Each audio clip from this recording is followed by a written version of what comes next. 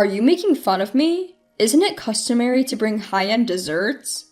My business partner scoffed at me for bringing my wife's homemade pudding as a gift. There's no way we can serve this shabby-looking pudding to the president, he said, then he snatched the bag of pudding from my hand and threw it into the trash can. A sad sound echoed in the room. I was left speechless at this sudden incident. Overwhelmed by anger and frustration at not being able to do anything, I returned home. "That man's getting fired," said my wife with a mischievous grin. I was surprised by her smile, which was different from usual. The next day, I was invited to the president's office and was shocked by the unexpected turn of events. My name is Danny Klein, and this is my 10th year working as an office worker. I'm about to take a gift to a business partner, but I'm quite nervous. The reason being that the person I'm about to see is known to be difficult to work with. A man named Walter Morris. If you don't bring a gift he likes, he won't even have a proper conversation with you. At worst, he would say, "Something urgent has come up," and he'd send you back right away. Still, he's an important business partner, so I had to put up with him. One day, my manager came to my desk and said, "That company's patented technology is indeed excellent. You know that it has significantly grown our company." "Yes, but I also do notice that they've turned arrogant because of it." "Indeed, we used to work hand in hand to create better products." My manager's eyes narrowed as if remembering something, then he turned a sympathetic gaze on me. I let out a bitter laugh and ran my hand through my hair at the back of my head. "I've heard that the president and his wife are kind people, despite the current partner, the person in charge, being a difficult man. I hope for things to get better soon." "Indeed, it should improve in a while. It's tough, but that's part of the job." "Thank you, I'll do my best. But picking a gift each time is a headache. He accuses me of slacking off if I bring the same ones." "The gift? Oh, by the way, I remember that the president's wife is quite fond of pudding. If you have a chance to meet them again, how about buying a pudding?" Upon hearing my manager's words, I thought of a pudding from a particular store. Its texture was as smooth as cream and it melted in your mouth. It was a pudding that perfectly balanced richness and sweetness. The pudding made by my wife, Lily. Lily runs a small pastry shop that she has created by renovating a part of our house. Of course, the taste is guaranteed.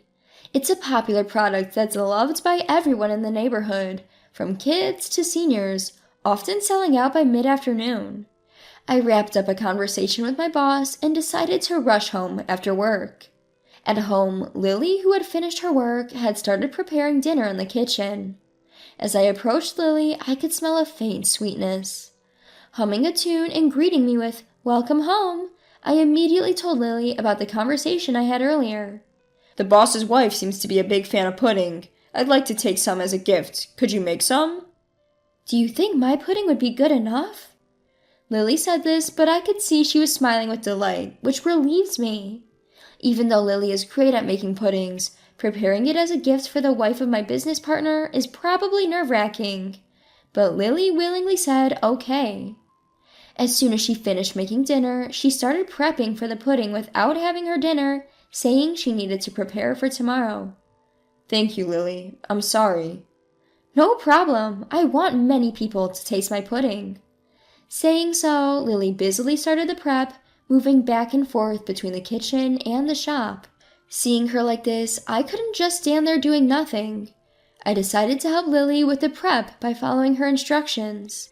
That day, we ended up going to bed later than usual. Looking forward to seeing the boss and his wife's reaction tomorrow, I immediately fell asleep. The next morning when I woke up, Lily was already awake and popped her head out from the shop wearing a white apron. "It's ready!" On the tray in Lily's hand were several puddings cutely wrapped. "Thank you, Lily." I didn't know what time she woke up to do all this, but I could feel the effort Lily put into it, and I thanked her multiple times.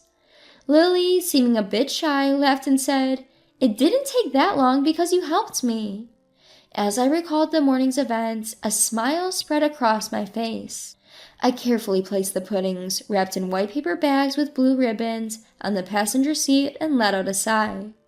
With renewed determination, I started up the company car. There shouldn't be any problem if it's Lily's pudding. It will definitely go well. That's what I believed. Until I heard a voice trampling on my feelings. What is this?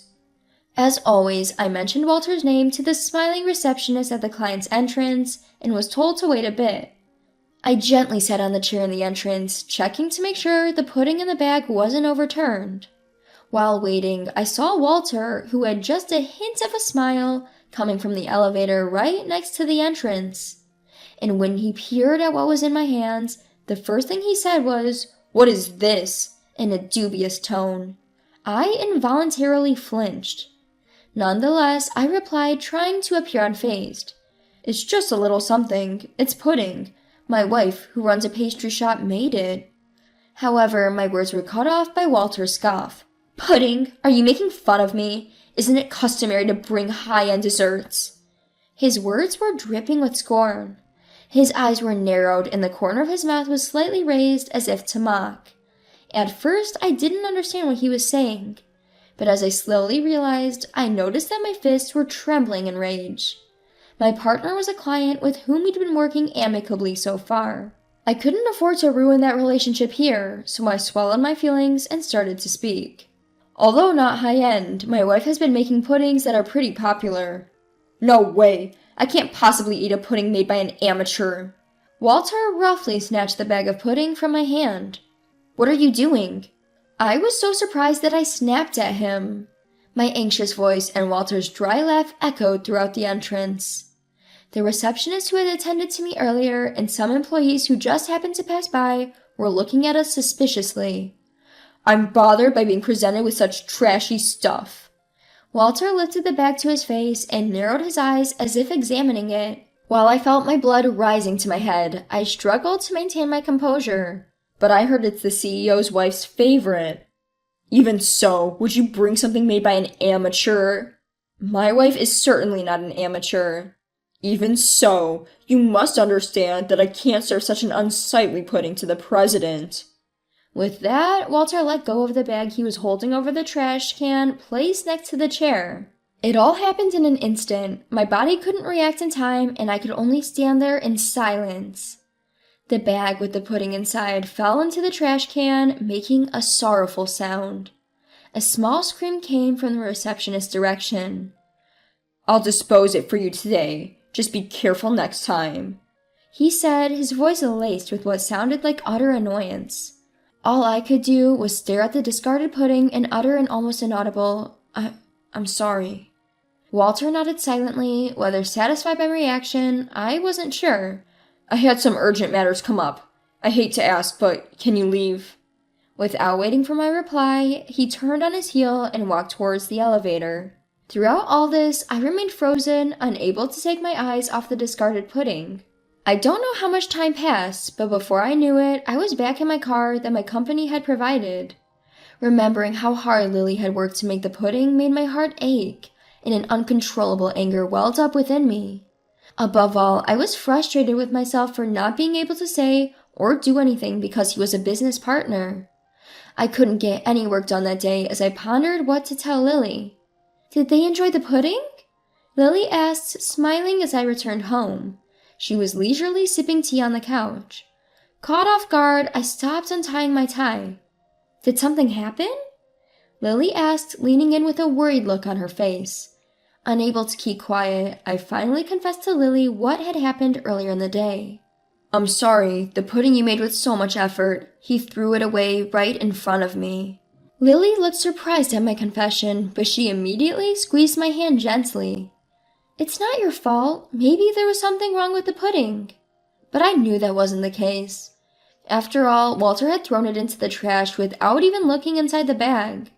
Even if it hadn't been pudding, if it wasn't what Walter called a fine pastry, it probably would have ended up in the trash. And besides, Lily stops me as I attempt to apologize once again. Then she seems to ponder a bit, and with a cheeky grin she says, "That man's getting fired." "Fired?" I'm just kidding. Though it might not have been perfect, it's a shame to hear that the pudding I put so much effort into making was thrown away. Lily chuckles softly.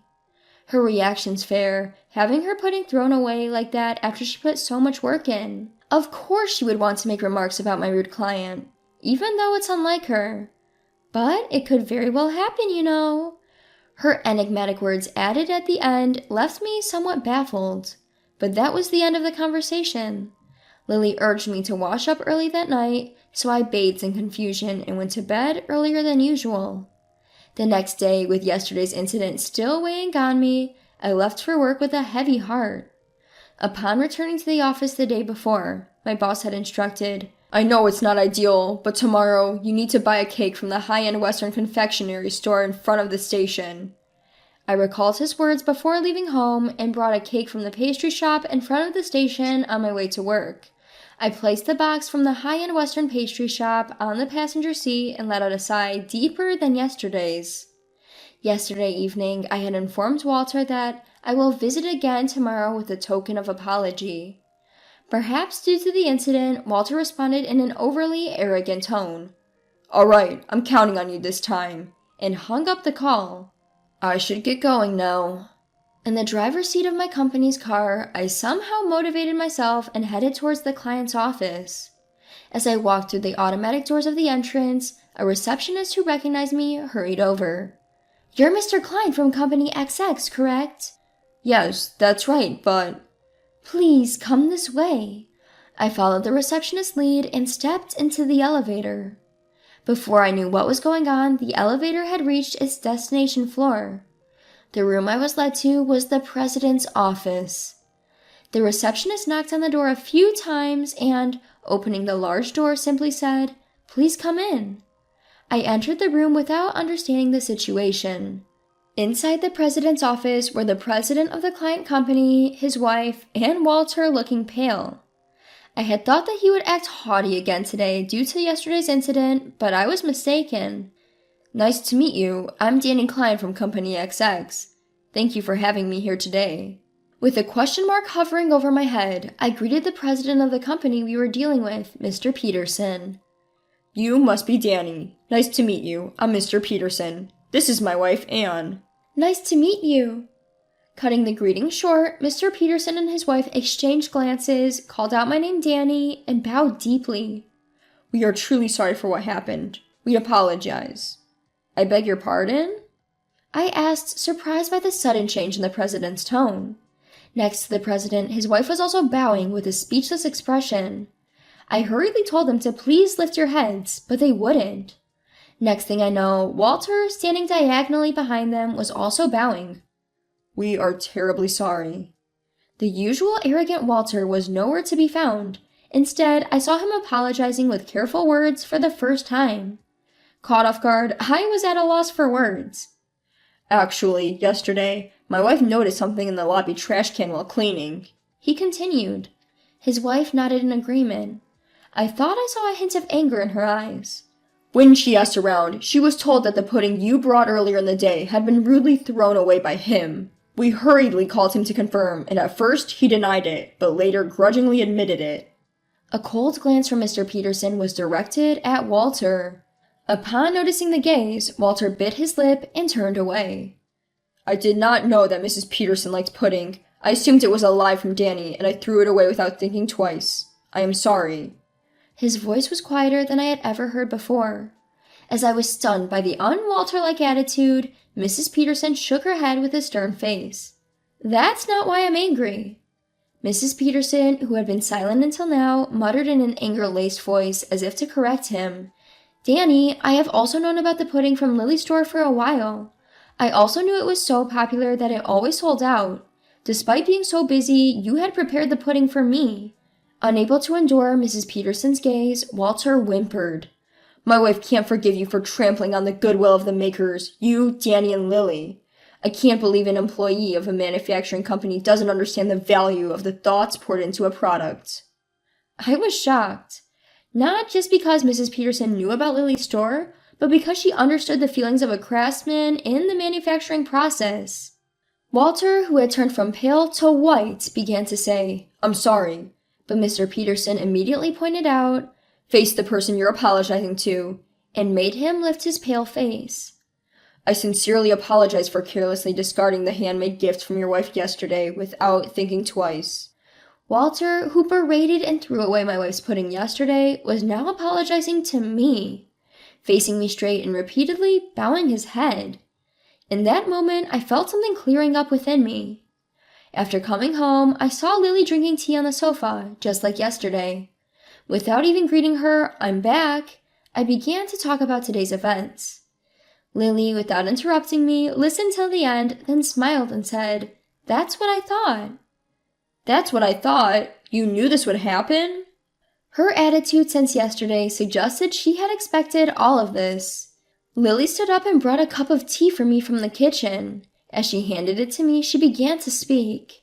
"Actually, yesterday evening, a pale-looking man in a suit came to buy our pudding, but it was already sold out. But he told me that the wife of his company's CEO is a big fan of our pudding, so—" "Could it be?" The president's wife that he was referring to must be Ann Peterson. Lily nodded affirmatively, her face beaming with joy. "It feels so good to know there are people who understand and appreciate the thoughts of us producers. It makes me want to make even better things for such people." Lily, still smiling, took a sip of her tea. Seeing her genuinely happy, I felt like I truly understood the words of Mr. and Mrs. Peterson. At the same time, I felt remorse. Did I truly understand and value the thoughts of the producers like Lily does while I did my job? I was angry at Walter's arrogance, but was it not because I felt like we were doing him a favor by selling our products? Maybe I was also the one getting carried away. Like Lily, shouldn't I perform work that will deliver the thoughts of creators to consumers? I can't really call out Walter for his arrogance anymore. While I was contemplating all this, Lily noticed something and gently placed her hand on my shoulder. "From now on, perhaps you'll consider both the creators and the users' perspectives." At Lily's words, I felt a bit embarrassed, but more than that, I felt ready to face my job with a renewed perspective. After this chain of events, Walter's attitude changed dramatically. He was no longer cocky and didn't demand gifts anymore. We now share our opinions openly in a good way, improving our relationship. Just like Lily, I also want to continue delivering the creator's thoughts to users through my work.